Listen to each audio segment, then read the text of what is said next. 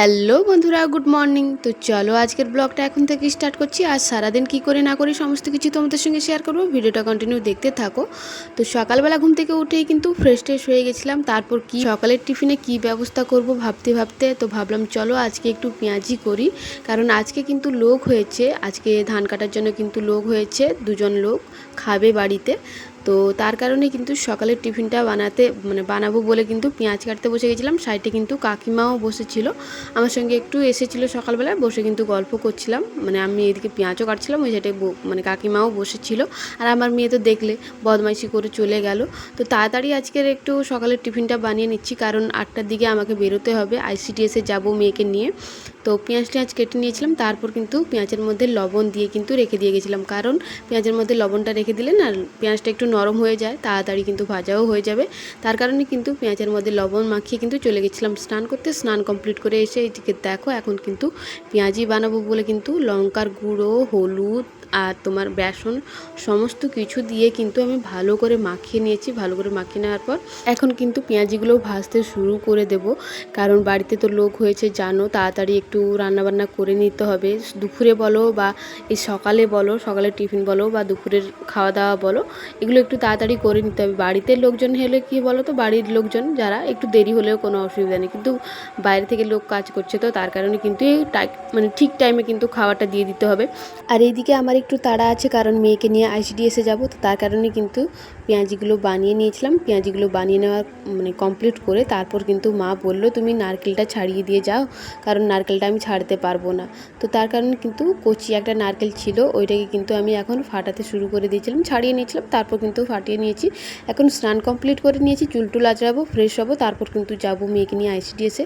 নারকেল ছাড়ানোও কমপ্লিট, নারকেলটাও ফাটিয়ে দিলাম। জলটা মেয়ে খাবে বলছিল বলে কিন্তু নারকেলটা ফাটিয়েছি, নাহলে কিন্তু মা ফাটিয়ে নারকেল বের করে নিত। আমি কিন্তু নারকেলের ভেতরে জল ছিল ওইটা কিন্তু হাফ গ্লাস হাফ নিয়েছিলাম, আমি খেয়েছিলাম, আর হাফ কিন্তু আমার মেয়েকে দিয়েছিলাম জলটা, কারণ নারকেলটা কচি নারকেল ছিল, কি বলো তো, খুব কচি নারকেল ছিল আর কি। তো যাই হোক, ওইখান থেকে মেয়েকে নিয়ে চলে গেছিলাম ICDS-এ। ICDS থেকে ফিরে এসে এই যে দেখো পান্তা ভাত নিয়ে বসে গেছিলাম খেতে। সকালের তো খাইনি, এক পিস বিস্কিট খেয়ে কিন্তু গেছিলাম ICDS-এ। তারপর ওইখানে মেয়েকে খাওয়ানো হয় বলে না, মেয়েকে ওইখানে খাইয়ে নিয়ে আসে, তার কারণে কিন্তু একটু দেরি হয়ে যায়, ওই বেলা 10:30 কিন্তু অলরেডি বেজে যায়। তো যাই হোক, খাওয়া দাওয়া কমপ্লিট করে রান্নাবান্না বসিয়ে দিয়েছিলাম। রান্নাবান্না কমপ্লিট করে একটু বেলার দিকে এই দিকে দেখো এখন কিন্তু আমের আচার বানাবো, কারণ এই যে আমগুলো না বাবা কিন্তু কাজ করতে গেছিলো, ওইখান থেকে নিয়ে এসেছিলো। ওই আমগুলোকে কিন্তু ভালো করে ধুয়ে নিয়েছি, পুকুরে নিয়ে গিয়ে কিন্তু ভালো করে আমগুলোকে ধুয়ে নিয়েছি। আজকে একটু কাঁচা আমের আচার বানাবো। তো আমি বাড়িতে কিভাবে বানাই ওইটাই তোমাদের সঙ্গে ছোট্ট করে একটু শেয়ার করছি, ওইটা কিভাবে বানাচ্ছি ওটাই তোমাদের সঙ্গে শেয়ার করছি। তো আমগুলোকে কিন্তু ভালো করে আমি ওর মধ্যে গায়ে, ওই যে আমের গায়ে কিন্তু অনেক সময় দেখবে কালো কালো একটু স্পট থাকে বা কালো কালো একটা দাগ থাকে না, ওইটাকে কিন্তু ভালো করে ঘষে কিন্তু ধুয়ে নিয়েছিলাম। ধুয়ে নেওয়ার পর কিন্তু আমগুলোকে ভালো করে মুছে নিয়েছিলাম, যাতে আমের মধ্যে জল না থাকে, কারণ আম কিন্তু কেটে নেব, তারপর কিন্তু আমি আর আম ধোবো না। আম ধুয়ে ভালো করে কিন্তু আমের থেকে জল একটু ঝরিয়ে নিয়েছিলাম, মুছে নিয়েছিলাম। আমের দেখেই বুঝতে পারছো যে কেমন আমি কিন্তু মুছে নিয়েছিলাম ভালো করে, যাতে একটুকুও যেন আমের মধ্যে জল না থাকে। তারপর কিন্তু এই যে দেখো আমি কিন্তু এখন বসে গেছিলাম আমগুলোকে কাটতে, যেরকম শেপ দিচ্ছিলাম, যেরকম আচার বানাবো ওই রকম শেপ কিন্তু আমি দিচ্ছিলাম। এক একটা আমি কিন্তু আঁটি হয়ে গেছিলো, আবার এক একটা আমি কিন্তু আঁটি হচ্ছিল না, হয়নি আর কি। এদিকে দেখো আমটাও আমার কিন্তু প্রায় কাটার পথে, কাটা কমপ্লিটের পথে আর কি। অল্প ওই বলতে গেলে 2 থেকে 2.5 কেজির মতন কিন্তু আম নিয়ে এসেছিলো বাবা।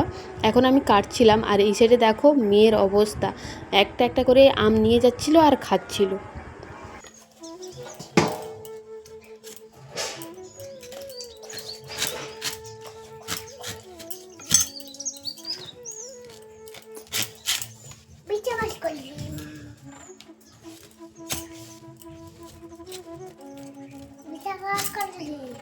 টক আম গাছে খাওয়াবো ঘুমিয়ে রাখবো। তো এদিকে দেখো আমার কিন্তু সমস্ত আম কাটা কমপ্লিট হয়ে গেছে। তো এর যে আঠাগুলো থাকে না, আম কাটলে তো আঠা থাকে না, তো এগুলোকে একটু ভালো করে মুছে নিই, কারণ জল দিয়ে ধোয়া যাবে না এগুলো।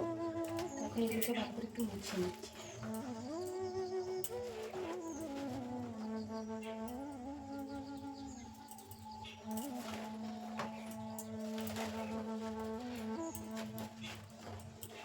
প্রথমে তো আমটাকে ধুয়ে নিয়েছি, আর কেটে নেওয়ার পরেও কিন্তু এই আমগুলোকে ধোয়া যাবে না, একটু ভালো করে হচ্ছে যতটা পারি ততটাই কিন্তু যতটা পারবো ততটাই কিন্তু ওর থেকে আঠাগুলো একটু মুছে নিচ্ছি ভালো করে, যে কষগুলো থাকে আমের কষ। তারপরে এই যে বেলা, বড় একটা বেলা নিয়েছি, এর মধ্যে কিন্তু আমগুলো ঢেলে দিই।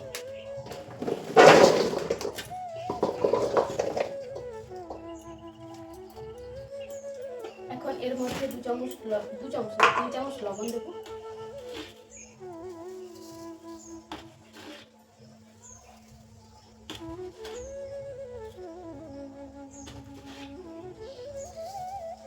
মেখে মেখে 3 চামচ লবণ দিলাম।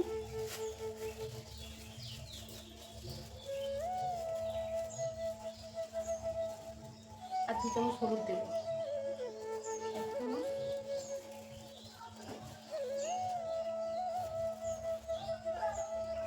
2 চামচ হলুদ দিয়ে ভালো করে মাখিয়ে নিতে হবে। হলুদ আর লবণ ভালো করে মাখিয়ে নিতে হবে। চামচ দিয়ে হবে না।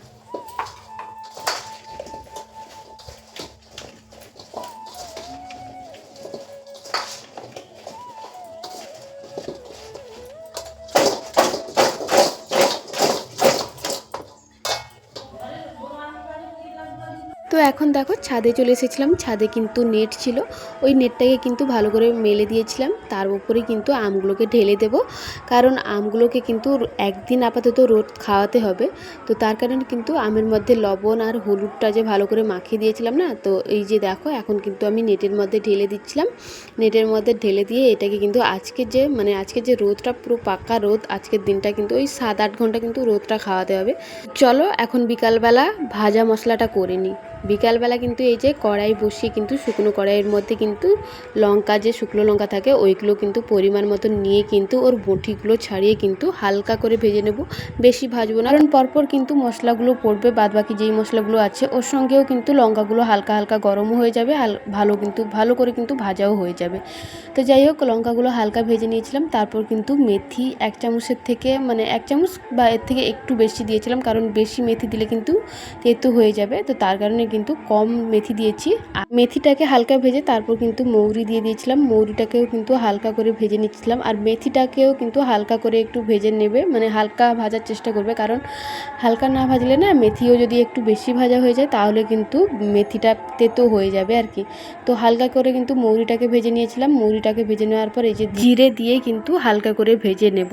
দেখো ভাজা মশলাতে কিন্তু সেন্ট স্বাদ সম্পূর্ণই আলাদা, কিন্তু এই যে কাঁচা মশলা দিয়েও কিন্তু করা যায়, কিন্তু ভাজলে যে যতটা সেন্ট বা স্বাদ লাগে কাঁচা মশলায় কিন্তু ততটা থাকে না। হালকা করে কিন্তু ভেজে নিয়েছি। হালকা করে ভেজে নেওয়ার পর তারপর কিন্তু দেবো শেষে এই যে কালো সর্ষে, ওটাকে দিয়ে কিন্তু হালকা ভেজে নেব। কালো সর্ষে দিয়ে দেওয়ার পর কিন্তু বেশি ভাজা চলবে না, হালকা করে ভেজেই কিন্তু এটাকে গ্যাস অফ করে কিন্তু একটা থালার মধ্যে নামিয়ে নিতে হবে। আমিও কিন্তু একটা থালার মধ্যে নামিয়ে নিয়েছিলাম, কারণ কড়াইয়ের মধ্যে থাকলে কিন্তু কড়াইটাও কিন্তু বেশ গরম, ওটার মধ্যে থাকলেও কিন্তু বেশি করে একটু ভাজা হয়ে যাবে।